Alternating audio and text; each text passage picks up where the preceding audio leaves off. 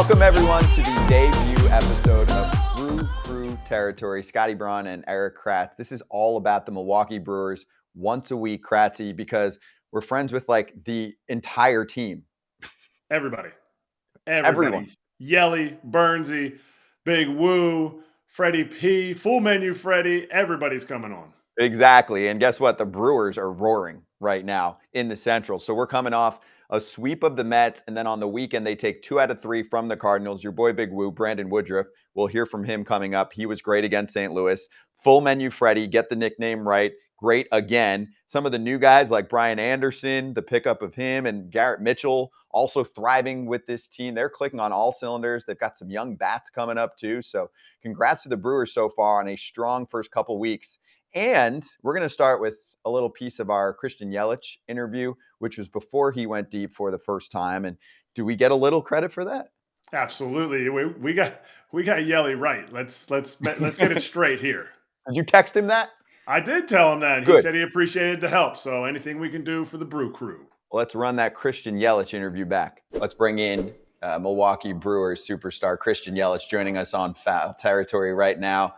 Christian, great to have you, and a gorgeous background there too. Where are you right now? Are you in Milwaukee or are you somewhere on the road? No, I'm in my place in Milwaukee. Nice. I love it. I love the floor to ceiling. It's got the lake out there and all that, so good setup. You're beautiful. Bad.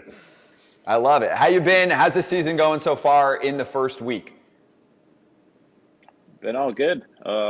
Season's been good for us. I think we've gotten off to a pretty good start. Got a lot of really talented young players that have kind of meshed really well with some of the more veteran guys that we've had around on the team. So it's only 6 games. 6 games, but we got a long way to go. But some encouraging signs, and it's been a really fun team to be a part of. Where do you have your camera? On the lower floor? I mean, we're looking straight up your nose, but Yelich, what's the deal with that? Yeah, but he still looks. Oh no, man! I got like a little table here. There's not really too good of a spot. We're trying to do our best. You're not set up in the studio, but no, your spot. If you're in the building, I think you're in. Your spot's pretty show. I know how you do it. I appreciate you waking up this early for us on an off day, right? Yeah, we got an off day, which is nice. I get up early now, man. I'm kind of an early riser. It's changed up a little bit. What? Are you getting into some yoga, some breakfast? Like you used to never wake up because Chipotle didn't have breakfast food. That's why you never woke up. The Chipotle thing is like, it might be one of the more overplayed things like about me.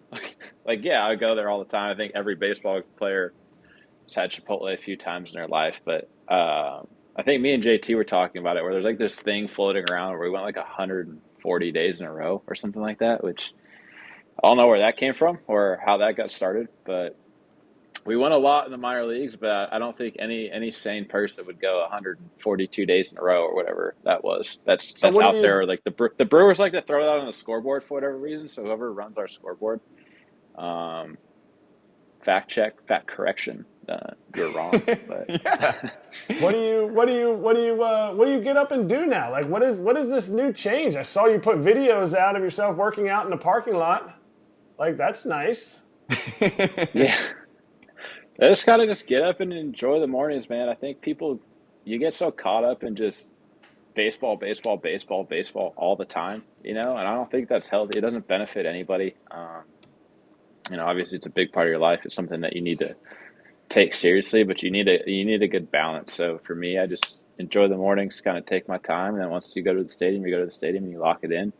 But yeah, it's been good, man. The last few years kind of gotten into that routine and trying to stick with it. Yelich, what's the deal with you guys opening up so hot? You guys just spanked the Mets for 3 games. I mean, talk to me about ownership of the Mets with all their payroll, your young guys going deep, Mitchell, Weimer, these guys. I mean, talk to me about this team and what y'all just did to the Mets. Yeah, I mean, I think the Mets are a super talented team, and anything can happen in a 3-game series. We obviously played really well. You guys played a really long time. When you get an influx of young players, they bring a ton of energy. They play extremely hard, and it raises the level of the guys that have have been around. And, with the young players, there's gonna be hot stretches, there's gonna be cold stretches, there's gonna be ups and downs. But the ones that we have are really talented.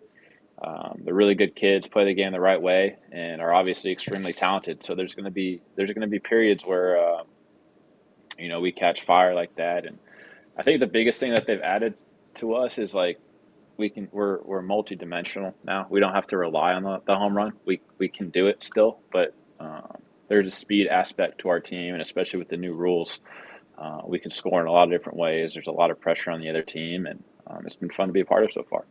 Are you going to steal bases? You going to start stealing some bases? We're gonna try. Right. Like the old Marlins days? We're going to go back to the old Christian Yelich, no power, let's steal bases, slap some singles to left, or what? We might have to start. We might have to start doing that. Yeah, I ran a little bit more last year. I don't know if I did it a lot in 21 or not, but in 18 and 19, I ran a lot too.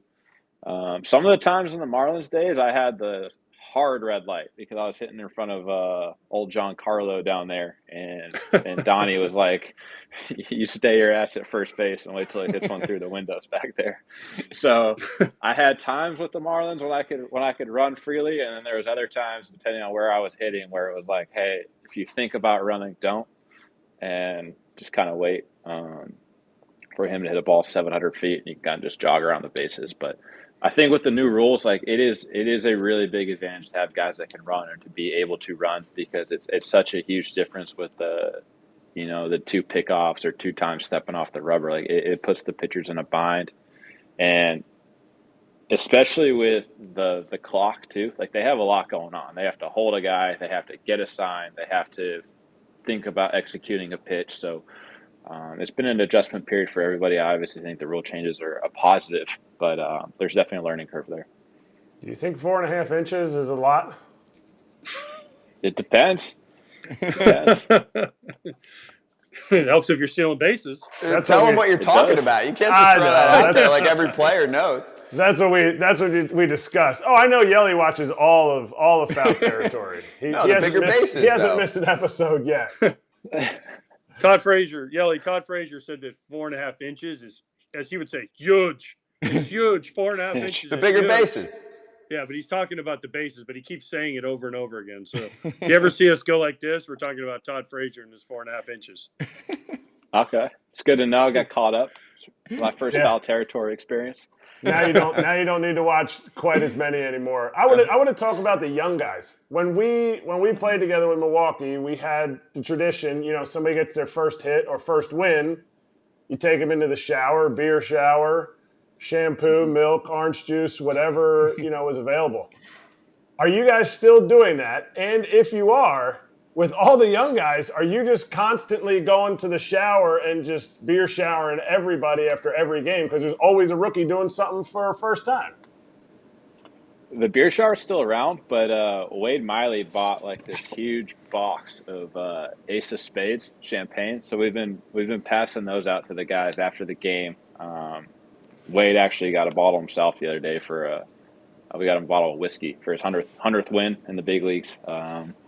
Something we kind of do post game, just we've had a lot of post game speeches congratulating guys on first or longevity milestones like the 100th win, and it's fun to be a part of it. It just creates that team chemistry, that bonding that you're going to need throughout the year. And there's obviously been a lot of firsts for these guys. Their first hit, first homers. We've had guys with first strikeouts, first win in the league. So a lot of firsts. It's fun to be a part of, and the beer shower is still around in Milwaukee every now and then. Also, the cheeseheads are a big deal now. I just give credit to the sport in general for the home run celebrations that have become, I guess, more amplified across the sport. And of course, that's a great shot of Rowdy to kick it off with Pratzi saying actually the other day. Yeah, everyone else, it looks good. I don't know if that thing's going to fit around Rowdy's big ass head, but where did that come about? How's that going? I don't know how I think Willie might have had the cheesehead somehow. I don't know how it exactly got started. I think it was floating around in spring training somewhere, and then I didn't know about it until the other day when somebody hit our first homer. We went a few games without hitting a homer, and then somebody hit their first one, and out came the cheesehead. But I kind of like it, especially on Big Randy. It's a good look for him. Christian, you got to get the cheesehead, dude. Let's go. No more stealing bases. I need you to go I deep. know, dude. I need to start get the hitting homers again. squat and then the uncoil, and let's go. Hit one up there off the Toyota truck in right center. I know. I've kind of lost the feel for that thing. We need to get it back a little bit. It was flowing pretty good there for a while, and then kind of just, you know how baseball goes, man. You kind of just lose feel for things, and it's a constant battle to kind of try and get it back. And how do you think you can get it back? Yeah, Is there a drill you do? Is there something you do to get it back? Is there something you talk to or a feel you need? What is it? That's a great question. I don't know.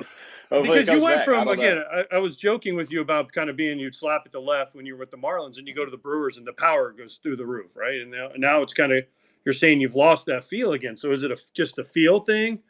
There was always a drill where I would say, okay, we go flip on the field, and I'd find the backspin, I'd see balls going out of the park, and then mentally you're like, okay, I got it again. So I don't know if there's a drill you do. I don't know if there's a feeling you're looking for in the cage. Go to the hitting coach and say, hey, slap me upside the head, whatever it takes to get mad. I mean, there's got to be something that you do to get that feeling back. Yeah, I mean, obviously made some adjustments when I came over to Milwaukee. Kind of just evolved throughout that year, learned myself as a player a little bit more, learned what I wanted to do and what I was doing. I was successful, and it was kind of this natural progression and flowing, and my body was working correctly, like sequencing how I wanted it to. And then now it's kind of gotten a little inconsistent and a little squirrely to where it'll be there for a game or two and then it kind of goes away, and it's just this you know how it is, this frustrating just back and forth of just trying to get something to stick. And I haven't been moving the way that I've wanted to in the last few years. Just some bad habits, some bad sequencing patterns that I haven't really been able to shake, and it's obviously been very frustrating. It's been one of those things where you're just like, why won't your body do this? But you know, you just keep battling, keep working, keep trying to do new things in the cage, tinker with it. And you know, that's the thing about baseball. It's just a constant battle every day, and you got to do everything you can to put yourself in a position to succeed. And if it doesn't work that night, kind of back to the drawing board and keep figuring out. But that's kind of what I've been battling with the last few years. Just gotten some bad habits and just really wasn't able to shake them and be as consistent as I would have liked. It shows up every now and then, but not as consistently as it was, which I still believe it's still in there, and you just got to go find it. Go to Chipotle. Go to Chipotle every day. Start going to Chipotle every day. Hey, you know, try anything as a baseball player. We'll try anything. If you go to a place and you hit a homer, you're going back the next day. Let's go. Definitely. You know how it is. Yeah. You know, I don't want to talk too much baseball because it's your off day, but I always told people, because when I came over to Milwaukee, that's when you took off and you really did well, and you were sad when I left. So that's probably what it was. And so, you know, I'll make a trip out to the MKE. We'll hang out and all that stuff. I tell the story, and maybe I don't remember this correctly. Do you remember the home run Big Woo hit in Pittsburgh into the bleachers in right field? Do you remember that back in 2018? Vaguely, not? Yeah, I remember him doing that. Okay. I remember you going in and watching his home run and going, he kind of does some nice stuff. And you stood up and you were watching, you were like looking at it and you were looking at it, and then you went off. You hit like 900 for the rest of the season. So I always told people the biggest change was you watch Big Woo hit a home run and you're like, well, Big Woo hits a homer, I'm going to do what Big Woo does. So really, Big Woo fixed you. Maybe. Yeah. I mean, that's true. Especially for a pitcher. He's got a pretty good swing. Right? And then everybody kind of started figuring out that he could hit, and then that was the end of that for him. And he started getting pitched like a regular hitter. But he got people for a little while when they were just kind of coming after him. But you know, being around him, he loves hitting. Like, he still always has a bat in his hand. He wants to talk about it. One of my favorite teammates I've ever played with. He's an absolute gangster on the mound, and he hit some pretty special homers. I mean, he really did. He hit quite a few of them. And yeah, I always kind of like doing that, though, like not just from him, but other players. Like, you can kind of like look at them, see what they did, and be like, I kind of like that, and then take it into the cage and be able to do that. and just you kind of take things from everybody that you see as a player, and you're always kind of tinkering and trying to change things. You never know when something's going to click. Guys are what they are until they make an adjustment or something, the light bulb goes on, and then it can change their entire career for either a hitter or a pitcher plays with a new pitch, and it can completely change them. So I think that's one of the cool things about baseball is like, you never know what you can be or what's going to happen. You just got to keep trying to make adjustments and find a way to be as successful as you can. Yelich, I'm going to go back to back here. One baseball and then one fun non-baseball that I know you'll like.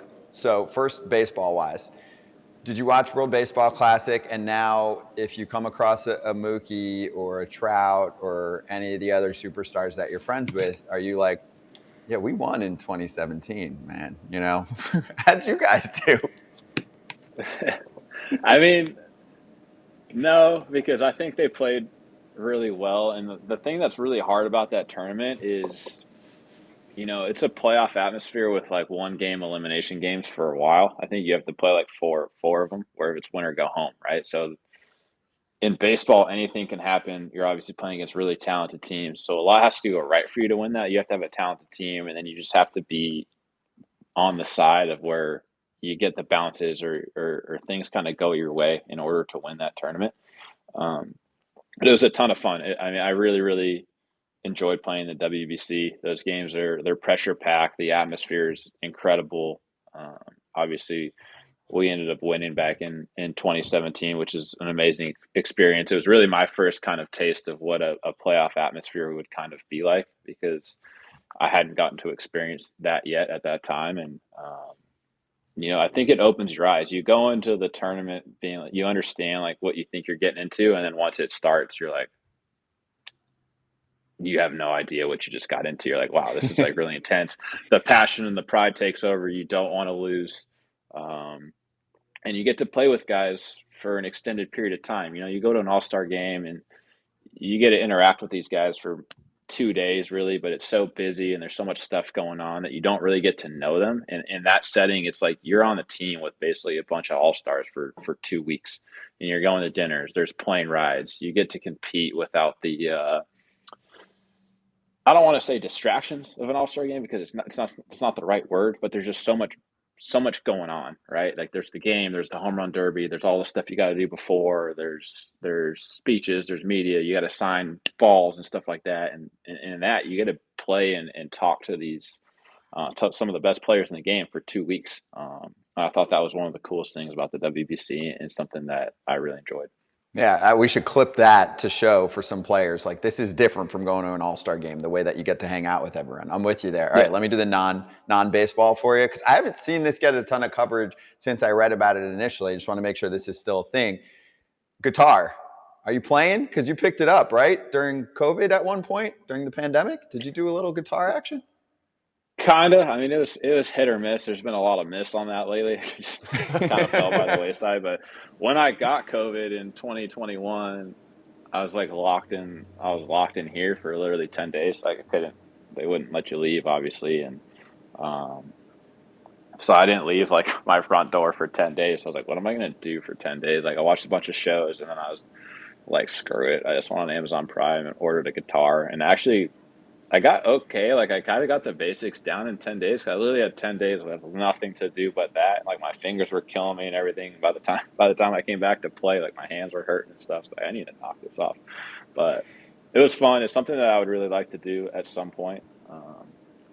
I think it's like kind of a good outlet from baseball, or something that when like you come home after games or whatever, it's a good way to like decompress and kind of get your mind off the game. We so in 18, Yelich and I were talking about during the playoffs, and the other guys were talking about, like, because we watched the Capitals. I think, did the Capitals win the Stanley Cup, or who won the Stanley Cup? I'm not sure. In 18. Anyway, yeah. Anyway, well, they were going around and they were binging everywhere. We were talking about going out and having a crazy party when we won the World Series in 18. We didn't. We fell short. But during that time, we talked about, your MVP party that you were going to have, because you were clearly going to win the MVP party that I didn't get an invite to. So whose party was better, yours or Big G's?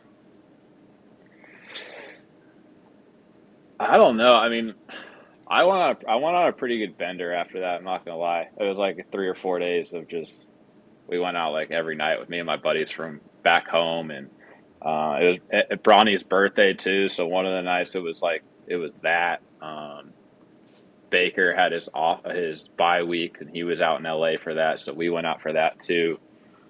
Um, and I remember like the last night of that, I was like, I need to chill. Like I can't do this another night. I'm not gonna make it. So it's one of those things where it's a once in a lifetime type deal most of the time. I mean, it almost was a twice in a lifetime type deal the following year, but it's something that I think you need to enjoy. When you have success in this game, it's so hard on you. Like I think when you have good moments and you have good things, you need to enjoy them. You can't rest on them, obviously, but in the moment, you need to enjoy it a lot when you're playing baseball. Like just enjoy the success that you have in a game that doesn't bring you a lot of success, and celebrate the good times. And I had a lot of people around me that had helped me out throughout my entire life. And it was something that we all kind of celebrated together. And it was a good one. I went to G's the year before. I think he had Snoop Dogg at his,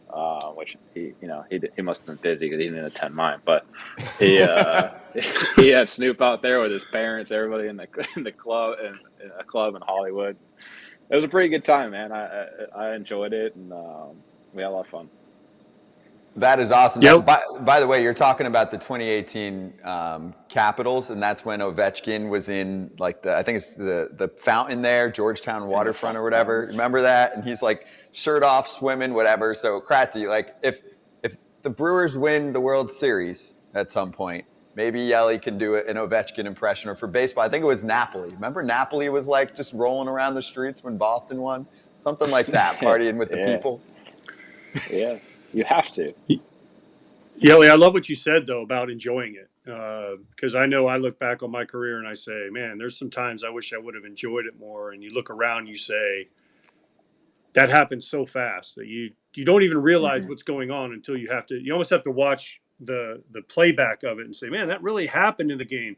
Are those moments still happening? Or because when I got older, I thought to myself, okay, I'm going to enjoy this more. I'm going to go out more in the cities, see the cities more. Do you do that now that you've gotten older? You're up early now. You used to sleep all day, like Brad said. So obviously you're enjoying it. Do you go out on the road and say, hey, I'm going to go, say you're in LA. I know you're from around there, but do you say, or let's go like Kansas City, I'm going to go walk around the fountains and see the plaza? Or has anything changed for you? Yeah, you make more of a conscious effort to do that, I think. It's like you said, man, when you're in the middle of it, it's something that you kind of you keep the blinders on, because I think as baseball players, like, you understand how hard the game is and how quick it can change on you. So you never want to, like, when you're going well, you never want to like let the success kind of get to your head and think like, oh, everything's all good. Like, you're constantly on edge of like, today could be the start of disaster. So I need to lock it in and make sure that I don't have any bad habits or nothing's going bad. Like, I need to be super focused here. And it's a good thing and a bad thing, because like you said, you don't really enjoy those moments until they're over. And then you're like, oh shit, I wish I would have enjoyed this a little bit more, or kind of taking a step back and look around. And I've found myself doing that over the last few years, and being considered one of the older guys it's kind of weird, because I don't feel that way. Like, I don't feel like I'm one of the older guys, but I really am. Especially with the young guys that we've had come up, and you kind of get to see yourself in them a little bit, of when like the big leagues was new and when it was fresh. And like, I played you when I was a really young player, when you were with the Braves, we played each other all the time. And just watching guys get their feet wet in the league, and just have all those firsts and those new experiences, and like every day is opening day for you, because it's all new. Every stadium's new, every hotel, and it's fun to watch, and it energizes you. And I think that for the rest of the time that I have playing, it's a conscious effort to kind of step back and be like, wow, this is cool. Like, this is Major League Baseball, and it's something that you don't get to do forever. It's something that you've worked your entire life to get to that point, and you continue to work hard every day. But eventually, like you said, it's going to come to an end. So you want to enjoy the experience and the moments as much as you can. And, it kind of brings you a little bit more like joy and purpose, and you're not so focused on yourself all the time when you kind of help these young guys through the league for their first time, through the ups and the downs and what to expect and what's going to happen, and what happens when you struggle, what happens when you succeed, how to deal with, friends and family and the asks and everything that come along with being a major league player. And it's kind of fun to evolve into kind of that part of your career, but at the same time feels extremely weird because I still kind of feel like I'm like them, but I'm not. Does that make sense? Well, just wait till you get to you're like 39, like I was, and we were with the Braves, and we were terrible, and our whole team was 22 years old. Then you really want to feel like an old person. That's when you feel like, Freddie Freeman was like our next oldest guy, and he was like 26, and he's talking about trying to find, he wasn't even married yet to Chelsea, and we're like, wait a minute, what is happening here? I'm 39, my kid's 10, running around the clubhouse, and they're making fun of me how old I am. So it gets better. It gets worse, but better. Where's your MVP trophy? Where is it at? It's at my mom's house in California right now. I'm building a house, so whenever that's finished, it'll end up going there. But right now, all that stuff's there, just because I didn't really have any other place to put it. So it's kind of just hanging out. I feel like it should be like a boom box. You should have it. Like if you want one of those things, you have it like on your arm. It's on a stand. It's on a stand on like a table. Like you can kind of like where you would put like a plate. It has like the two things and the one on the back, where you can kind of like lean it up against it. That's where the trophy is. I think it's supposed to hang on a wall. Yeah. Well, here's the thing: if the young guys get snappy, they get snappy with you. You just walk up and you just hold this thing up and you say, "Hey guys, look, I got one of these, and one of y'all get one of these. You guys are allowed to talk to me. Otherwise, watch how we do it in the big leagues." Yeah, it's like I know you guys were all in high school when this happened, but oh, exactly. Amazing. Hey, Yelich, we really appreciate you joining us. Hope you enjoyed the chill conversations here that we're doing every day live on this show with all the players. So thanks for hopping on during the off day. It looks like it's a freaking gorgeous day out there. So enjoy some sunshine today, man. But yeah, finally got some sunshine. It was good catching up with you guys. And I know it's been a minute for all of us, but I appreciate you guys having me on. It was good chatting, and I'm sure we'll do it again soon at some point. That was a great side of Yelich in that interview, Kratzy, where he really dug deep to let us know the back and forth battle that he's had with trying to find consistent power again. Absolutely. Everyone's looking back to those years. He's no different. He's trying to find that balance, trying to find that Yelich stroke, and he found it this weekend. I also like the life perspective thing. He's like, life isn't all baseball. And I think he meant that in a good way, where it's like off day, chill. Don't think about it for a little bit. You're back at it the next day. It's an everyday grind. So Christian Yelich, with his first homer of the season on the weekend, also made a sick defensive play. He's great out there too. Don't forget about the athleticism for him. We're not biased here to Milwaukee, but they're putting on a show. Let's start with the Brew Crew taking down Scherzer and the Mets. Max led up back-to-back homers. 5 1/3, 8 hits, 5 runs, 2 walks, 2 strikeouts. After that third one in a row, Buck quickly went out to grab him. And shout out to one of the regulars on our show, Ratty Telez, hitting his first dinger of the year off Max. I can't wait to have him on again next time, Kratzy, and be like, hey, congrats, man, your first homer of the year against Max. But then you see like your next 2 teammates do it, and you feel like, kind of belittled what I just pulled off here. Exactly. 100%. Got to call him out for sure. And I don't know if that cheesehead, they had to get a different size for him. They got a different sombrero for Team Mexico. They might need to get a different cheesehead for him too. And I need one of those. One of those. Like Kratz hats, I'll do a whole show with a cheese head on if the boys take care of you. You can get them at the airport when you land in Wisconsin. Go grab one. Also, I love every year the home run celebrations are getting better. I love that. They're getting more intricate, so I'm all about it. And we'll have to do a breakdown of the top 5 or something like that at some point. Let's show the Bob Nightingale tweet too while we're on this about what the Brew Crew have been able to pull off. And again, it's baseball, so let's make sure we put this all in perspective. But Brewers, with a payroll $200 million less than the New York Mets, have outscored the Mets 19-0 in the first 2 games of their series. Bob from USA Today. So it's 2 games, though. This isn't like, if you said that in football or something, it's different. It's 2 games out of 162. The one thing I take out of it more than anything, there are 2 things. First off, and we talked about this yesterday with Carlos Collazo from Baseball America. Mm-hmm. Brewers had some prospect issues for a little bit. Their farm system was down. It's back up a little. You've seen the young guys get going. That's big for them. And that's actually something the Mets have had some problems with. Not in quality. They'll get Francisco Alvarez, big catching prospect, going to be good with them. Brett Beatty should be really good for them. Yeah. Matt Allen. There's like 3-4 guys, but then it's thin because they've traded a lot of their dudes because they're contending. Whether it's trading or not letting them play. Like, you bring these guys up and, they do okay. And then all of a sudden it's like, well, we don't want to bring them back up. Is it money? Is that the business part of it? But these teams are bringing these young guys up and they're letting them play. Let Brett Beatty get up there. He got injured yesterday. Now all of a sudden, your top prospect hurt his thumb, the one that he hurt a year ago. So it's like, let him play. Get him out there, That's the only problem I have with it. If a guy is ready to go, get him up there, let him play, let him get his ups and downs, and that's what you're seeing with the Brewers. And you're seeing they're taking off with it. 19 runs is a lot. Is it something we got to worry about? Yes and no. As the Mets, they're still 3-3. It's only 6 games. So let's just chill out just a little bit. Definitely chill out, but you're right, Todd. You make your bed. As an organization, you make the bed you want to sleep in. And if you're the Mets and you go out and get every free agent possible, a guy like Brett Beatty's he's gonna struggle getting an opportunity. And that's why sometimes you see a guy like Andres Jimenez go to Cleveland and kill it.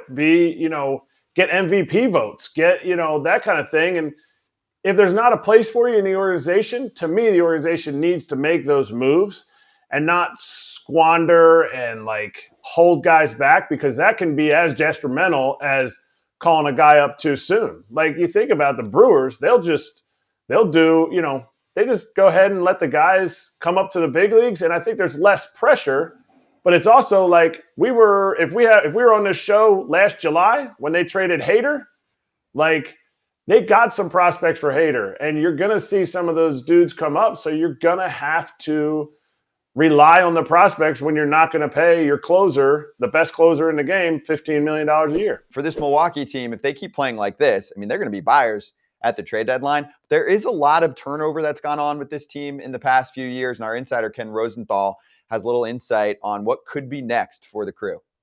I've said from the jump, and not just because he's joining us regularly, I think Freddie Peralta is going to have a big year. Burns actually so far with a down start to the season. But what did you write about with Milwaukee currently? Well, it's a really interesting situation, Scott. And it seems to me, I've speculated on their possible trade candidates. A lot of people have speculated upon them. Teams have speculated, fans, you name it. But the Brewers got to play the game. And they don't necessarily think their season's going to go in a bad place. And look at them now. They're 5-1. They just kicked the Mets' butts for 3 days. So they're in a spot where even if they play well, and even if they are a force in the division, as they've been really for the last several years, they've got some hard decisions coming. Burns, Woodruff, Adames, Lauer, Rowdy Tellez, all free agents after next season. Now, last year, when they had Josh Hader, who was a guy with a similar amount of service time left, 1+ years, they traded him in the middle of a pennant race. Now, I'm not saying they're going to do that again. I don't know. But it's something that they have to look at, because the other aspect here is that they don't have young pitching coming. They lost Ashby to surgery. They don't really have a great group of pitching prospects. They do have a terrific group of position player prospects, and we've seen them on display now. Garrett Mitchell, Bryce Terang, Weimer, all these guys, and Frelick Cumming are impressive, athletic, energetic players. So where do they go at the deadline? Do they simply stand pat? I don't know that they can afford to do that, because the value for a Burns or a Woodruff or any of those players I mentioned will be much greater at the deadline when they're available for 2 pennant races than it will be in the offseason when they're only available for 1 and getting raises in arbitration and all that. So it's going to be a really interesting couple of months for the Brewers. Craig Counsell, the other thing that I should mention, I didn't mention this in the article, it's the last year of his contract. And clearly there is just a lot in play there, and a lot that they're going to have to decide as we go along. Do you see the Brewers, and I'm not going to make you put the math down, but have you heard or seen the Brewers, where are they going to put their payroll? Are they willing to make it go up incrementally with inflation? Are they willing to, we have really hit the ceiling right now, and we're going to have to go down from here. Where does that go? And if that's the case, you're reading my mind. I had two questions because I was going to ask about Counsell, and I had another question earlier from what you were talking about with the O'Neill thing, and you answered them right away. Do you think this is the time when Counsell, if he's on the way out, do you think they go back to that payroll, or are they like, hey, Counsell's in, now our payroll could increase a little bit? I'm not saying they're going to go Cohen style, but I'm saying, could it increase?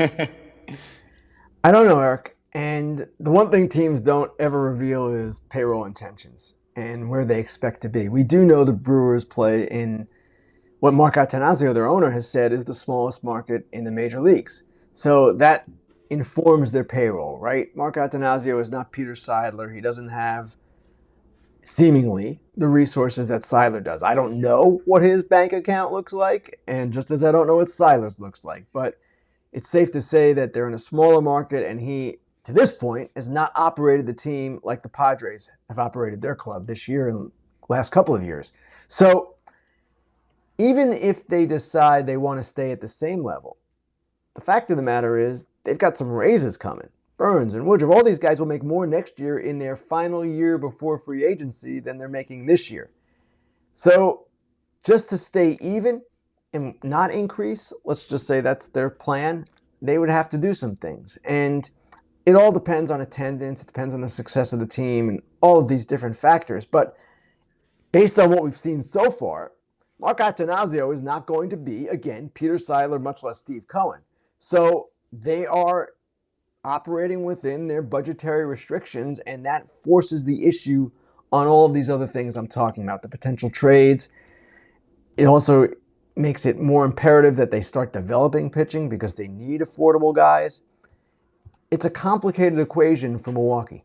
This team also made some sneaky offseason additions, Kratzy. William Contreras is a special bat. I mean, this guy was an all-star last year in his first full season with Atlanta.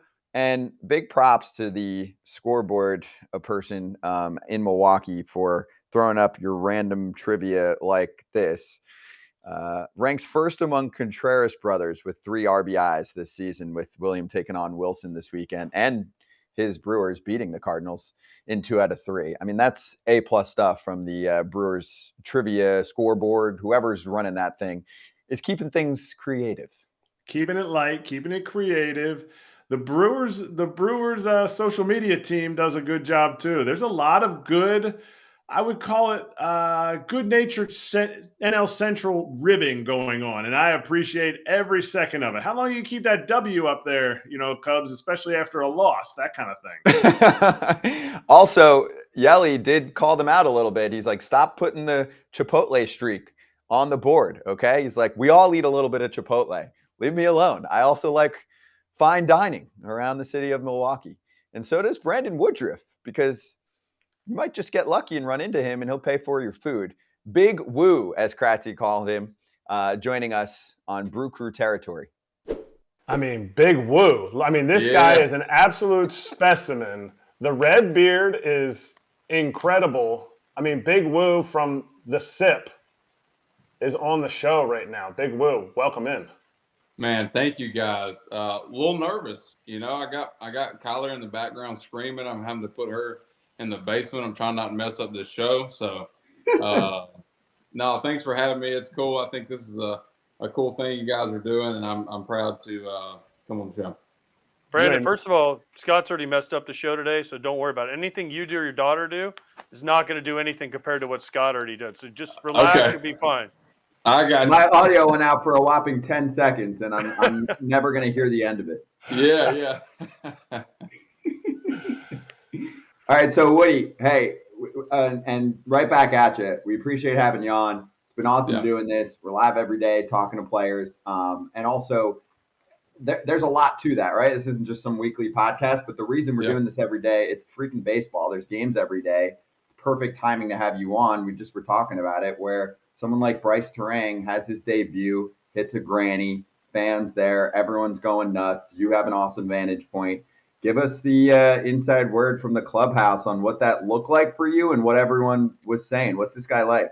I mean, like Kratzy kind of just mentioned, this guy's a dude, man. Just being around him, he's a 23-year-old, but he acts like he's 35 and he's got 10 years in the big leagues. Like, that's the way he carries himself, and he's always been like that. And just seeing how in spring training, watching him play, and then Counts let him know that he was making the opening day roster, and kind of seeing how happy he was. And I actually went out and had dinner with him the day he found out that he had made the club. So we did a lot of talking about what to expect and kind of those first day jitters, and you're getting to go to a pretty cool ballpark in Wrigley Field, and just seeing how calm he is, man. I don't know what he's like on the inside, but just the way he goes about his business, and his at-bats have been unbelievable the first 4 games, and it's pretty cool to watch. And he's having some pro takes. He's taking some good swings, and defensively, if you watch him, he's pretty daggone special too. So we got a lot of young guys on the team, and Joey and Garrett Mitchell and Terrain come to mind, and I know we got Frelick that's down in Nashville too. But these guys are good ball players, man, and they our system and the way we try to put guys in the right position to help them succeed and is pretty cool. And I kind of, at the time when I was coming up, I didn't realize really what was going on with how they were doing things, but they do everything for a reason. But he's been special. Big Woo. We're gonna go from 123. He's almost 24. Wait, did you pay for dinner when you guys went out? I paid for his dinner. So we did a little thing in spring. Counts kind of wanted us to. He paired us together, and it just so happened me and Bryce got paired together to go have dinner. So of course, man, I paid for his breakfast one morning, and he didn't even know it at Cracker Barrel during spring. I just I'm sitting across the way, and I just pick up his tab and walk out, and he has no idea who paid for his food. Yeah, I like doing that stuff. So I actually paid for a fan that was a couple. They had just gotten in, and they see me. I go into Cracker Barrel, and I say, hey, just for one, I'm sitting there waiting in the little store area, and the guy walks up, and he said, Woody? I said, yeah. He's like, oh my gosh. He's like, we just flew in. He's like, we're seeing you at Cracker Barrel. I was like, yeah, I'm just getting some breakfast before I headed to the field. And, so I see them walk in. They got their Brewers hoodie on. They're coming to the game and stuff. And I called the waiter over. I'm like, hey, I was like, you see the people with the Brewers hoodies on? I was like, bring their check to me. I'm gonna take care of them today. So they, I don't know what their reaction was, but they came to the ballpark later that day, and I ended up seeing them. But I try to take opportunities like that and try to make somebody's day. That's a big thing in Milwaukee. Like, you guys are always picking up drinks. You guys are always picking, and I think it makes for an environment that is awesome and super unique. And to me, it brings the fan base tighter, around the team. Do you feel that? Oh gosh, you go out anywhere in Milwaukee, and they have the Bucks and they have us, and of course they got Green Bay a couple hours up the road. But man, they love their Brewers baseball and their Brewers players. So anytime you go out, you're it doesn't matter who you are on the team, you're getting recognized, and people. It's a lot like back home for me. We're a smaller city, but kind of the same, some of the same values as back home. I think that's why I fit in so well here. And it's just not a huge place. You can get 10, 15 minutes outside of downtown and feel like you're back in the country. So they really gravitate to all their players and their sports here, and it's pretty cool. I love that, and we should see more of that too. And I think last year, I think it was opening day, Corbin just went to a random bar and was like, yo, the whole tab's on me. So I've got this master plan, especially because it's BrewCrew Town. It's like, if you guys win a World Series, then maybe it's a little player, but also like owner side, they just go, yo, one day for like 2-3 hours, it's like free booze, and you need to make sure you soak up the alcohol or something. So maybe like free booze and chicken tenders at like 20 different bars.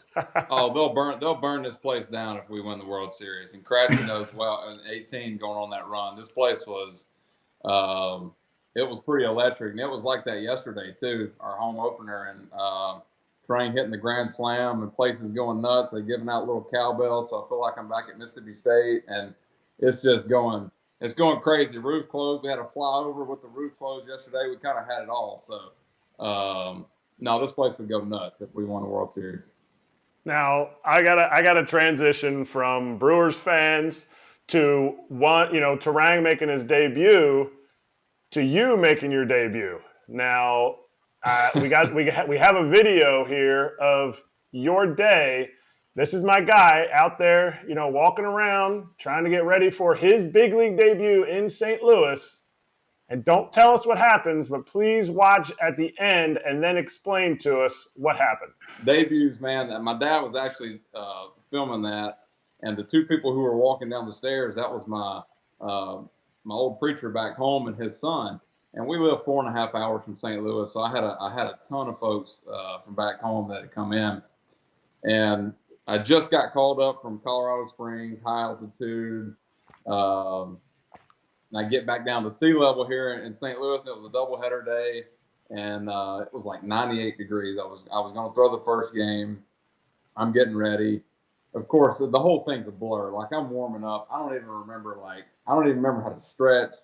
It's like I'm just going through the whole day, and it's like you just kind of are trying to get to that moment. You're filling out all the 40-man stuff to get your insurance and get all this, and then baseball is kind of the last thing on your mind, and then you finally start getting warmed up and realize, all right, I got to go out here and try to pitch, and get warmed up. Everything's feeling good. Lungs are great. I just come from Colorado Springs, and I get out and I'm doing my leg stretches, and I get to that second set of stretches you saw there, and I get to the bottom, and I just thought my hip dislocated. I'd never pulled anything. I'd never done anything, so it was like a weird. I can't really describe it, but you could feel the tension just kind of get greater and greater and greater. And then it's just like, whoop, it just pulled apart. So I'm standing there and I'm thinking to myself, I'm like, no way I just pulled my hamstring, going down into a stretch. So I hit the old, let me hit a couple stretches here, whatever. And then I tried to bend down and touch my toes, and I get about halfway, and I'm talking about from the back of my knee to the top of my butt, just on fire. And right then I knew, like, oh my God, I just pulled my hamstring, like, stretching. So then I go, DJ, who was our pitch coach at the time, I'm like, I so nonchalant, just walk up and I'm like, DJ, man, I just pulled my hamstring. And the look on his face, I'll never forget it. The look on his face, and he's like, hold on. He's like, you sure? He's like, you sure it's not a cramp? And I'm like, no. I said, I can't move, man. I said, I just pulled my hamstring stretching. And so Jet Bandy, who you're very familiar with, dude's hilarious. He told this story probably a dozen times in the next spring training, and he overshot some of the stuff, but DJ, just what we walked back in, man, and you talking about a demoralizing feeling, just walking back into the dugout. And I wasn't even in big league camp that year, so I didn't even really know the guys. Like, I walk into a clubhouse and Ryan Braun's sitting there. Matt Garza was the veteran, pitcher at the time. And I just thought, like, everything's running through your mind. I'm laying on that training room table, and I'm like, oh my God, this really just happened. Like, I just ruined my opportunity. And I sat there and sobbed for probably the first 2 innings, and then somebody walked in. They're like, "Hey, get everything wrapped up, and then just go out and sit on the bench and watch the game." So you want to talk about this a kick in the balls? It was like, here, get your groin wrapped up. You just pulled, but you're going to go sit down on the bench in 98-degree, 100-degree weather and watch this doubleheader that you were supposed to be pitching in the first game. So.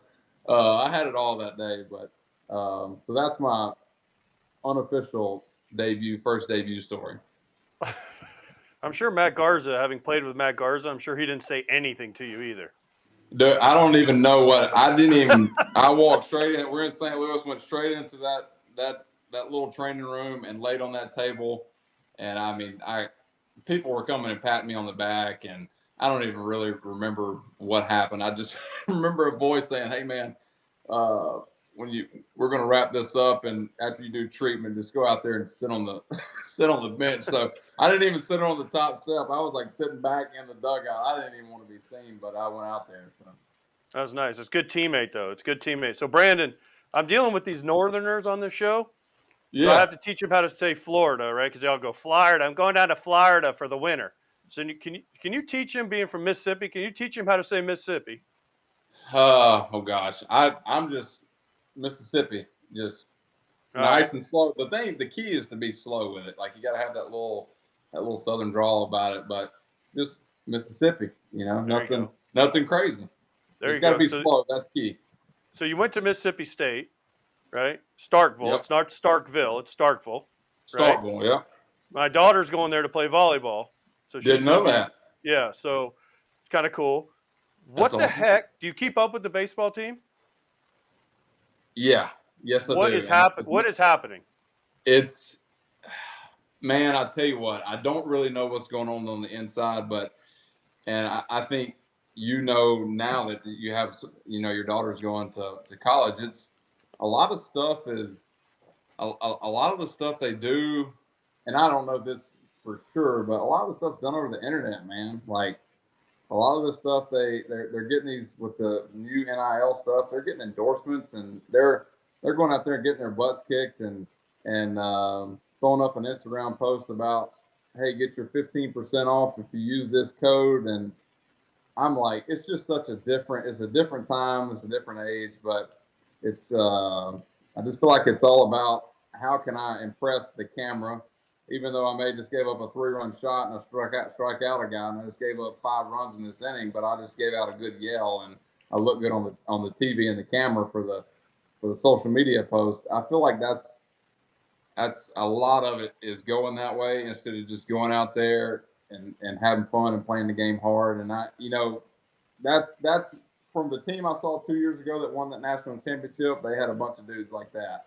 And, sometimes they say that can be the worst thing for you is to win a national championship. And you think you can do that every year, but that's not how the game of baseball works. You gotta go out and earn it again. So I think that's kind of what we're seeing with that group is just, and it's hard to say that, and that's just kind of being real. And I love that. That's my school. I grew up, bleeding maroon and white. So that's tough to say, but I think that's exactly what's going on, man. It's tough. Two more things on Mississippi State. Is there a better place to play than the Dude ever? There's no better place, right? And with the apartments, and then have you seen the 2-arm pitcher guy they have? Oh gosh, I haven't seen him up close and personal. I've seen him, of course, I've seen him on the internet, just talking about it. But Brewers actually drafted him, I think, in like the 11th round, and he turned it down or whatever. They knew, he was going to go to college. But bar none, best place to play in college baseball. I still, to this day, talk to a lot of the fans. We used to have a host parent program when we were there, so we had a kind of like a host family we'd go eat with, and they actually had a place out in right field, and now it's all concreted in. When I was there, it was these homemade built basically stands and out of buses and anything you could think of, and now they've completely put $60-70 million renovation. Its place is like it's a miniature big league stadium. So I go down there and throw a bullpen about once every off season, and they've got everything you want. It's pretty cool. Do you have a condo? I do not. I wish I would have bought one about 4 or 5 years ago, right after Dak came. When I was in school, when Dak was there, we were there at the same time. The football team was at number 1. And that place just started to grow a lot from then. I'm talking about the condos they have in left field. I'm talking about the condos. Those things are expensive, man. I tell you what, what, I don't big money. And I'm not down there during the season, so maybe when I'm done, I'll go down there and watch some games. I got some buddies that go and sit out in left field, and they send pictures and videos all the time. It's pretty cool. Big Woo, I know you got the red hair. Everybody thinks you got anger issues. Here's the mistake part. Let me stop you. I don't have red hair. I got a red beard. I got brown hair. No, you got red hair. You're an absolute CT. Carrot top. You and Justin Turner, you're twins. Oh, come on. Except you have full head of hair and he doesn't. That's right. The Anthony Rendon thing. Did you see that? Did you see the video of that? I briefly saw it. I did. You ever get in a situation like that? I mean, I've definitely been yelled at and called some names warming up. I can attest to that the other day at Wrigley Field. I mean, it's just, you know what? And you can say this. We're basically. I mean, you can kind of describe it as kind of like zoo animals, man. We're in this cage, and they can just do whatever they want to us. And I don't know exactly what happened with that or what he said or whatnot, but I just kind of saw I guess the fan had said something to him, and he was saying something back to him. But I mean, we're basically just fair game out there. So I guess he must have said something pretty bad for him to lash back out. I assume so. Hey, now that your buddy Suitor B's gone, who's the new Suitor B on the team? I know you. Did you cry when the Raptor got traded? Well, you know what? I actually moved into the house that he was living in for the past 2 years. So you're an absolute. You just went right in and snaked his place. So Corey Knable owned the house when he was here, and he's been renting it out to it was Suitor, and then I just kind of swooped in right after Suitor. So yeah, I'm trying to keep his memory alive, man. That's one of my favorite guys. But let me see. I think I tell you, a beautiful person is Gus Varlin, who is another rookie who just was on the opening day roster. He's a reliever for us, and this guy, man, very, very similar and very nasty stuff, and he's definitely a guy to keep your eye on. And he closed the game out the other day and at Wrigley, and this guy's got some good stuff, but very, very, very similar. I've got one for you on one of your star teammates in the rotation, Freddie Peralta, who's going to be a regular with us as well, who has one of the best laughs, I think, or giggles, whatever you want to call it. He's just like full of laughs and personality.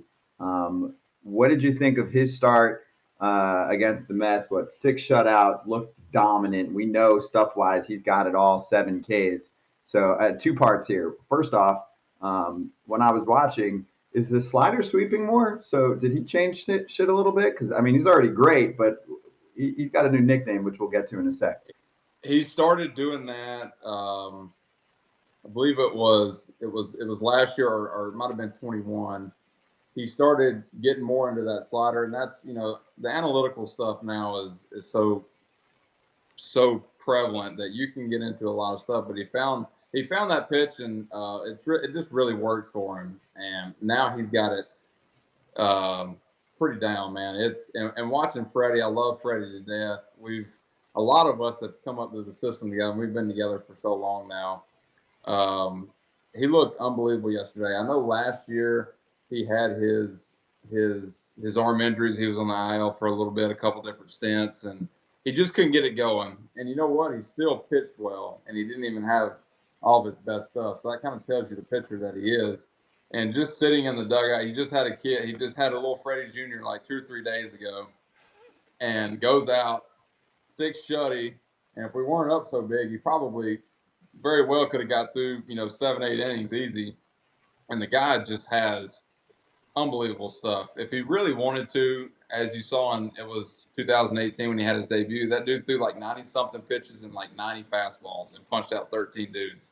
That's the type of fastball he has, and he can really just pitch with that. And now he's got 2 or 3 more weapons, and just a great human being. Great pitcher, but even better person. And he had a memorable home opener, so it was pretty fun to watch. Do you like the nickname Full Menu Freddie? We sold it to him. He bought it, but it has not caught on yet in Milwaukee. I think we need to put the clip back out for the world because it was right in the thick of the World Baseball Classic, so no one was paying attention to anything besides Trout and Ohtani.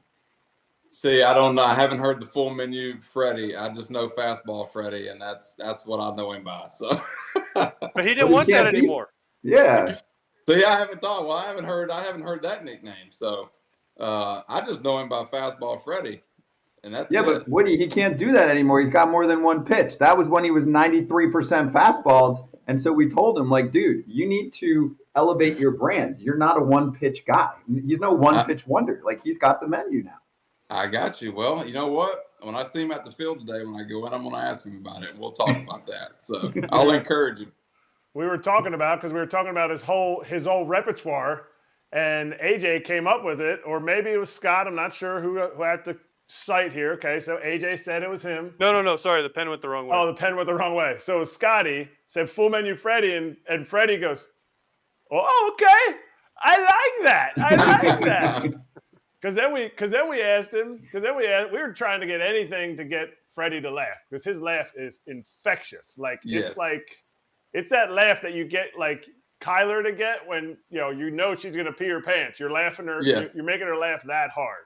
Yes. But we were trying to get him to laugh, and I said, "Who's the best pitcher on the Brewers pitching staff?" And Scotty said, "Oh, well, Freddie, it's got to be you." And Freddie goes, "I don't know." He said, "I'm probably going to be in trouble for saying this." He goes, "But I like Big Woo."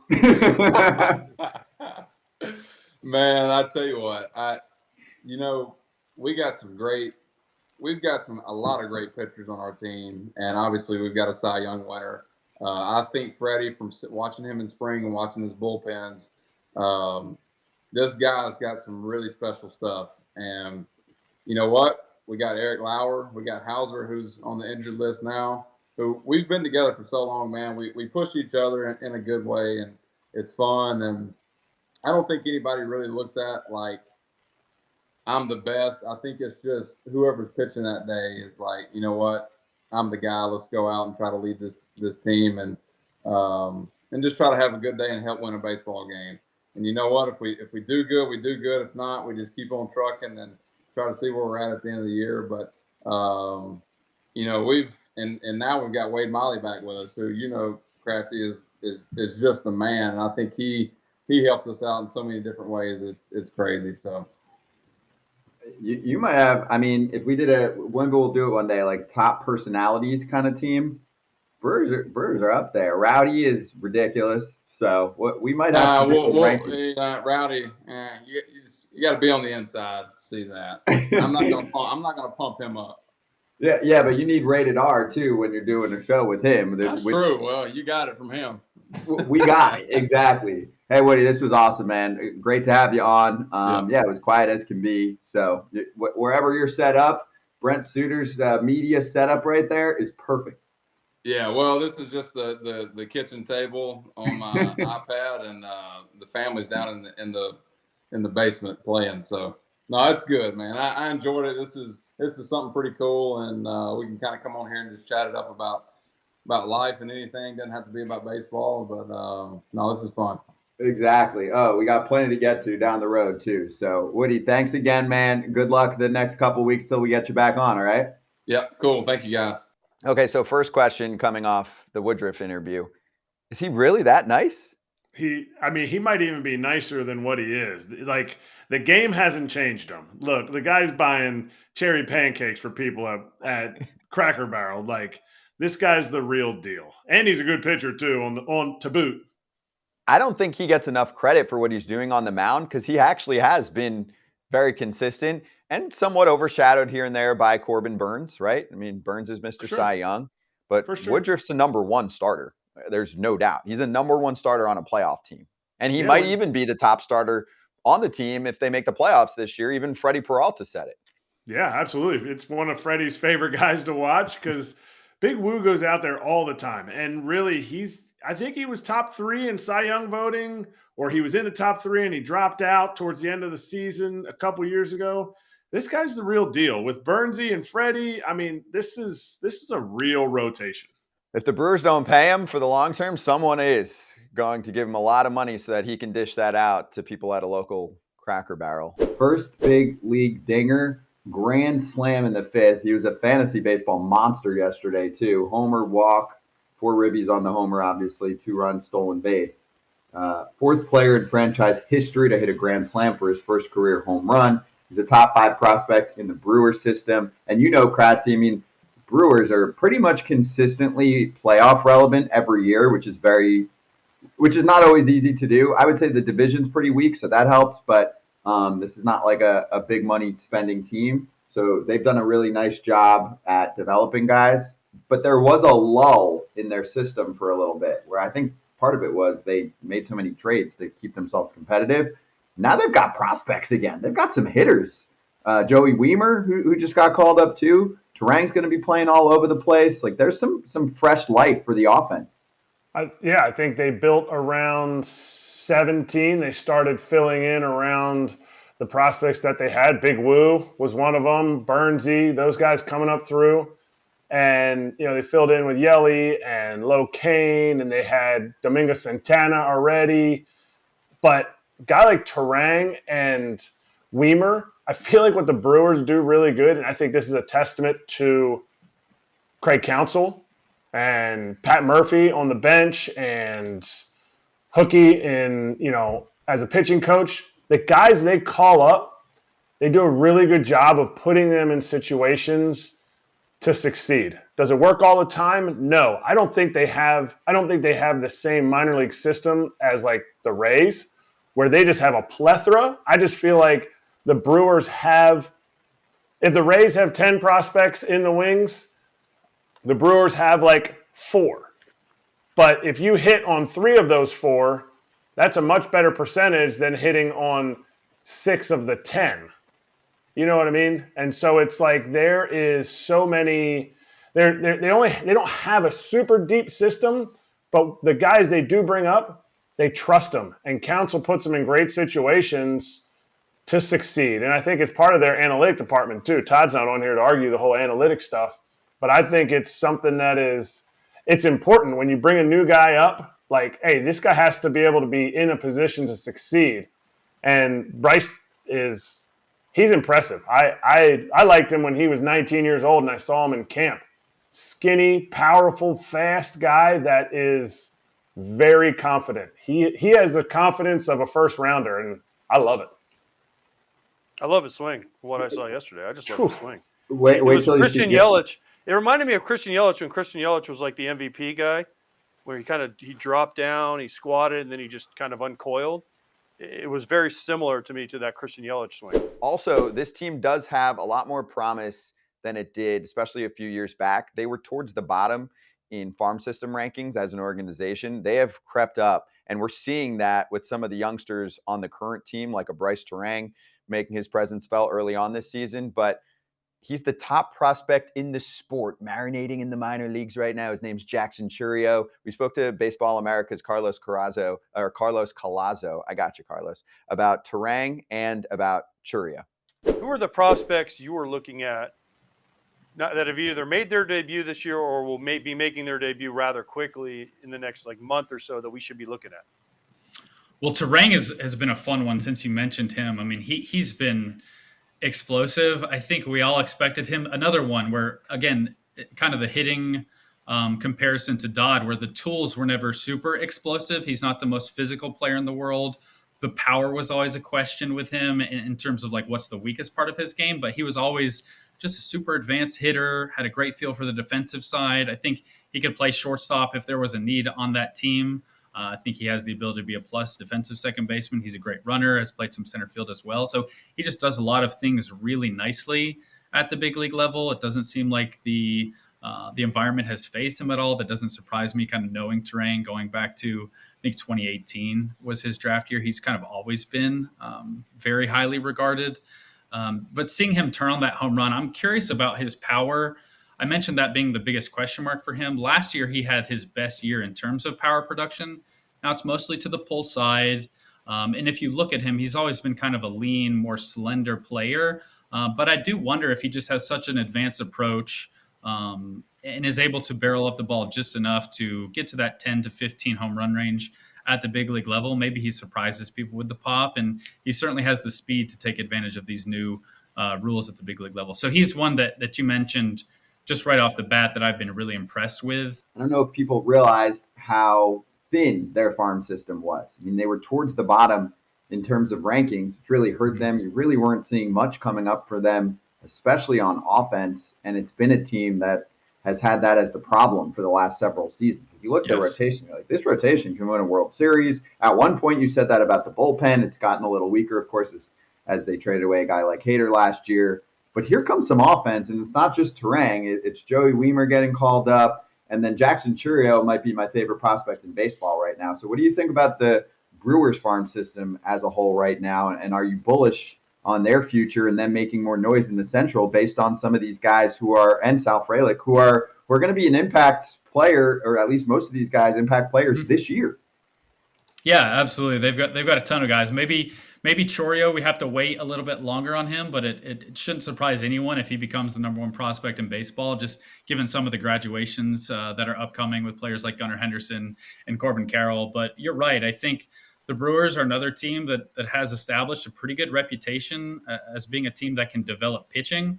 The hitting is a question mark, but they've got a lot of really exciting, toolsy, skilled players at the top here. We mentioned Bryce Terang earlier. He entered the year as our number 4 prospect in this system. Just very polished all around.